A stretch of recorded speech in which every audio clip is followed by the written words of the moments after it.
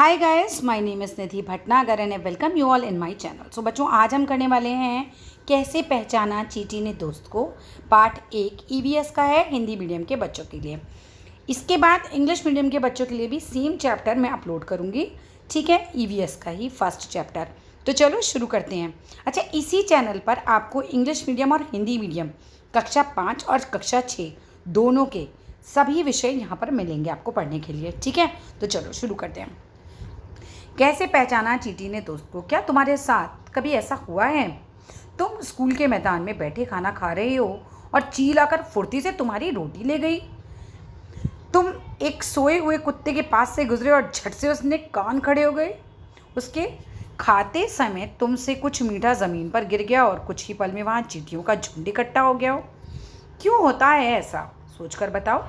जानवरों ने भी देखने, सुनने, सूंघने और महसूस करने की शक्ति होती है। कोई जानवर मीलों दूर से शिकार को देख सकता है, कोई हल्की से हल्की आहट को भी सुन लेता है, कोई जानवर अपनी साथी को सूंघ कर ढूंढ लेता है ना। जानवरों को भी अजीब दुनिया। कैसे पहचाना साथी को। एक चींटी अपने रास्ते चली जा रही थी। अचानक अपने सामने दूसरी टोली की चींटियों को देखकर वह झट से अपने बिल की तरफ वापस दौड़ी आई। बिल के बाहर पहरा दे रही चींटी ने उससे पहचान लिया और बिल में घुसने दिया। इस चींटी को कैसे पता चला कि सामने वाली चींटियां दूसरी टोली की हैं? पहरेदार चींटी ने इस चींटी को कैसे पहचाना, करके देखें और लिखो। चीनी के कुछ दाने, गुड़ या कोई मीठी चीज़ ज़मीन पर रखो। अब इंतज़ार करो चींटियों के आने का। अब देखो चींटी कितनी देर में आई। क्या सामने सबसे पहले एक चींटी आई और सारा झुंड इकट्ठा आया, या फिर चींटियाँ, मतलब या तो एक चींटी आई या फिर सारा झुंड इकट्ठा आ गया। चींटियाँ खाने के बाद का क्या करती हैं? वे उस जगह से कहाँ जाती हैं? क्या वे एक दूसरे के पीछे कतार में चलती हैं? शिक्षक संकेत। इस उम्र में बच्चों में जानवरों के प्रति उत्सुकता होती है।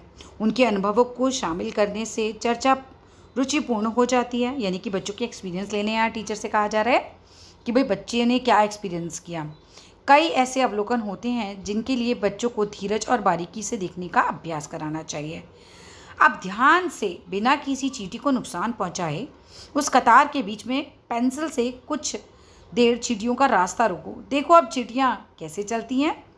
बहुत साल पहले एक वैज्ञानिक ने इसी तरह के कई प्रयोग किए थे। वे इस नतीजे पर पहुंचे कि चींटियाँ चलते समय ज़मीन पर कुछ ऐसा छोड़ती हैं जिसे सूंघकर पीछे आने वाली चींटियों को रास्ता मिल जाता है। क्या अब बता सकते हो जब तुमने पेंसिल से चींटियों का रास्ता रोका तब उनके ऐसे व्यवहार का क्या कारण था? कुछ नर कीड़े मकोड़े अपनी मादा कीड़ों की गंध से उनकी पहचान कर लेते हैं। मेल और फीमेल, ठीक है, नर और मादा, मेल फीमेल। क्या तुम अपने मच्छरों से परेशान हुए हो? क्या तुम कभी मच्छरों से परेशान हुए हो? सोचो उन्हें कैसे पता चलता होगा कि तुम कहाँ हो। मच्छर तुम्हारे शरीर की गंध, खासकर पैरों के तलवे की और तुम्हारे शरीर की गर्मी से तुम्हें ढूंढ लेते हैं। ये देखो यहाँ एक रेशम का कीड़ा क्या कह रहा है, मैं रेशम का कीड़ा हूँ। मैं अपनी मादा को उसकी गंध से कई किलोमीटर दूर से ही पहचान लेता हूँ। क्या तुमने कभी किसी कुत्ते को इधर उधर कुछ सूंघते हुए देखा है? सोचो कुत्ता क्या सूंघता होगा। सड़कों पर कुत्तों की भी अपनी जगह बटी होती है। एक कुत्ता दूसरे कुत्ते के मल मूत्र की गंध से जान लेता है कि उसके इलाके में बाहर का कुत्ता आया था। ये तो बड़ा अच्छा साइंटिफिक इफेक्ट है बच्चे, है ना। कैसे गंध से पहचान जाता है ये। कैसे पहचाना चींटी ने दोस्त को। अच्छा चलो आगे देखते हैं। लिखो, हम कुत्तों के सूंघने की शक्ति का इस्तेमाल कहाँ कहाँ करते हैं। किन किन मौक़ों पर तुम्हारे सूंघने की शक्ति तुम्हारे काम आती है, सूची बनाओ। उदाहरण के लिए खाने की गंध से उसके खराब होने का पता चलता है, किसी चीज़ के जलने का पता चलता है। तुम बिना देखे किन जानवरों को उनकी गंध से पहचान सकते हो, उनके नाम लिखो। किन्हीं 5 ऐसी चीज़ों के नाम लिखो जिनकी गंध तुम्हें अच्छी लगती है, और किन्हीं 5 ऐसी चीज़ों के नाम भी लिखो जिनकी गंध तुम्हें अच्छी नहीं लगती है। यहाँ बनाना है आपको कि जिनकी गंध आपको अच्छी लगती है एक तरफ लिखो, और जिनकी गंध आपको अच्छी नहीं लगती है उन्हें एक तरफ लिखो। करके देखो, क्या तुम अपने घर के लोगों के कपड़े सूंघ कर बता सकते हो कि कपड़े किसके हैं? किन्हीं 2 लोगों के कपड़े सूंघ कर पहचानो। ऐसा क्यों? आज रजनी को ज़रूरी काम से कहीं जाना पड़ा। अपने 6 महीने के बेटे दीपक को वह अपनी बहन सुशीला के पास छोड़ गई।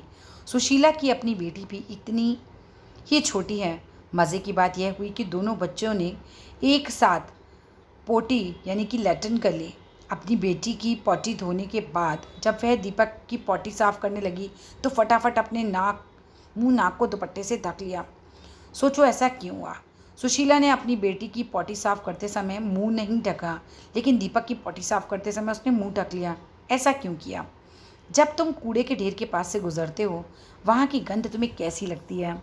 उस बच्चे के बारे में सोचो जो दिन में कई घंटे इस कचरे के ढेर में से चीज़ें बीनता है। क्या गंध का अच्छा या बुरा होना सभी के लिए एक जैसा होता है, या इस पर हमारी सोच का भी असर पड़ता है? कैसे दिखा? किसी ऐसे पक्षी का नाम लिखो जिसकी आंखें सामने की तरफ होती हैं। ऐसे कुछ पक्षियों के नाम लिखो जिनकी आंखें सिर के पीछे की तरफ होती हैं। इन पक्षियों की आंखों का आकार उनसे सिर की तुलना में कैसा होता है? ज़्यादातर पक्षियों की आंखें उनके सिर के दोनों तरफ होती हैं। ये एक ही समय में दो अलग अलग चीज़ों पर नज़र डाल लेते हैं। जब ये बिल्कुल सामने देखते हैं तब इनकी दोनों आंखें एक ही चीज़ पर होती हैं। तुमने देखा होगा कई पक्षी अपनी गर्दन बहुत ज़्यादा हिलाते हैं। जानते हो क्यों? ज़्यादातर पक्षियों की आंखों की पुतली घूम नहीं सकती, वे अपनी गर्दन घुमाकर ही आसपास देखते हैं। तुम भी अलग अलग तरीक़ों से देखो। तुम अपनी दाईं आंख बंद करो या हाथ से ढको। उसी समय तुम्हारा साथी तुम्हारे बिल्कुल दाईं तरफ थोड़ी दूर खड़ा होकर कुछ एक्शन करे। क्या तुम बिना गर्दन घुमाए अपने साथी के एक्शन को देख पाते हो? आप दोनों आंखें खोलकर बिना गर्दन घुमाए दाईं तरफ खड़े साथी के एक्शन को देखो। दोनों को तरीकों से देखने में क्या अंतर पाया? अब गेंद या छोटा सिक्का उछालकर पकड़ने का खेल खेलो।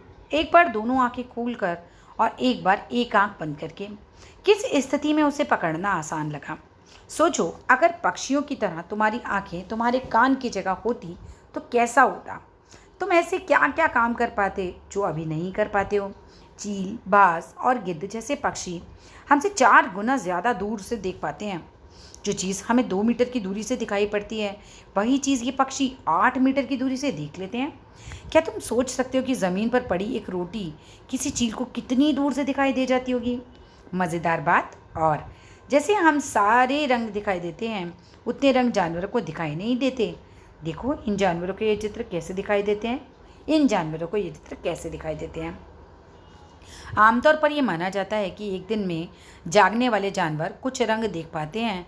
रात में जागने वाले आमतौर पर यह माना जाता है कि दिन में जागने वाले जानवर कुछ रंग देख पाते हैं। रात में जागने वाले जानवर हर चीज़ को सफ़ेद और काली ही देख पाते हैं। कितने तेज़ हैं कान।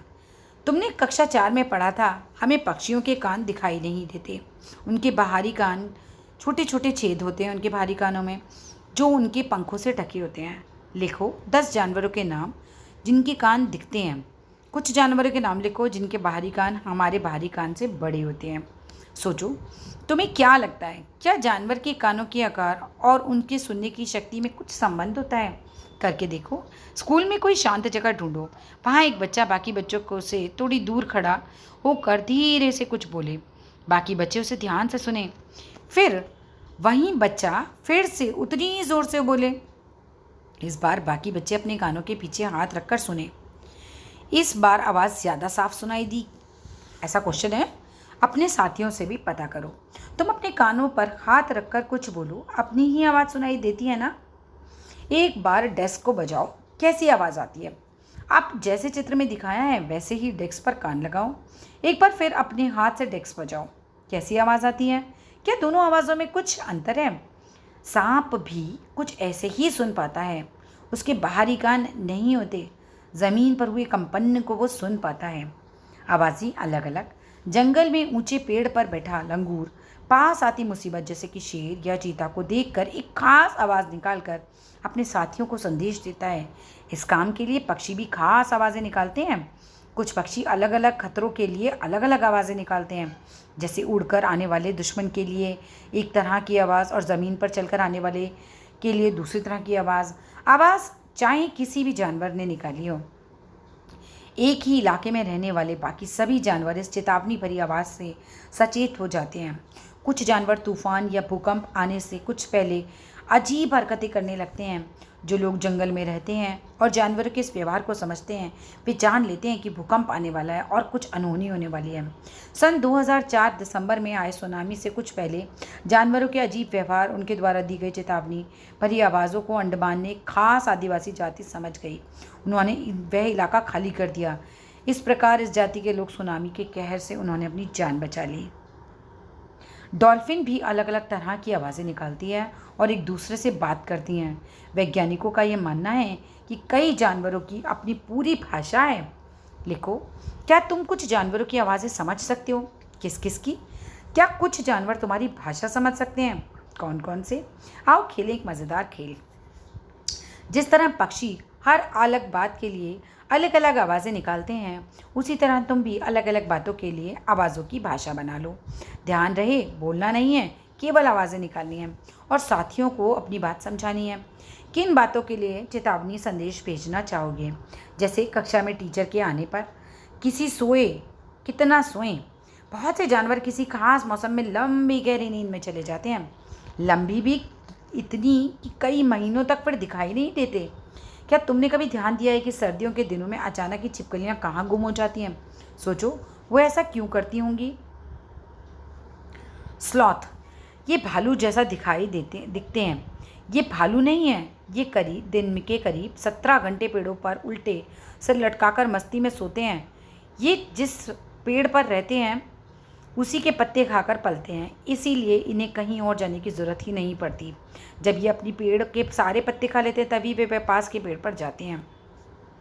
लगभग 40 वर्ष के अपने पूरे जीवन में ये मुश्किल से 8 पेड़ों पर घूमने की तकलीफ उठाते हैं।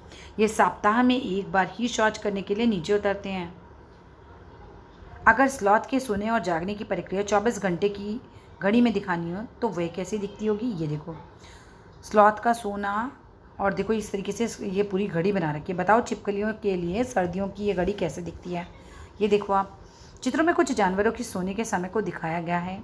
हर चित्र के नीचे लिखो कि वह जानवर एक दिन में कितने घंटे सोता है। जैसे गाय कितने घंटे सोती है, अजगर, जिराफ, बिल्ली। अपने आसपास किसी जानवर को देखकर क्या तुम्हारे मन में कुछ प्रश्न उठते हैं? कौन से? कोई 10 प्रश्न बनाओ और लिखो। बाघ अंधेरे में हमसे 6 गुना बेहतर देख सकते हैं। बाघ की मूंछें हवा में हुए कंपन को भांप लेती हैं। उसे शिकार की बिल्कुल सही स्थिति का पता चल जाता है। इससे इन्हें अंधेरे में रास्ता ढूंढने में भी मदद मिलती है। बाघ अपने इलाके में मूत्र करके अपनी गंध छोड़ते जाते हैं। यह इलाका कई किलोमीटर बड़ा हो सकता है। एक बाघ किसी दूसरे बाघ के मूत्र की गंध को झट पहचान लेता है। फिर उस इलाके में घुसना है या नहीं, यह तो उस बाघ की मर्जी। बाघ मौके के अनुसार अपनी आवाज़ बदलता रहता है। गुस्से में अलग आवाज़ और बाघिन को बुलाना हो तो अलग आवाज़, कभी कराना हो तो कभी गुर्राना। बाघ का गुर्राना 3 किलोमीटर दूर तक सुना जा सकता है।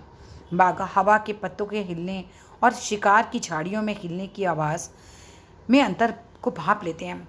बाघ के दोनों कान बाहर की आवाज़ इकट्ठा करने के लिए अलग अलग दिशाओं में बहुत ज़्यादा घूम भी जाते हैं।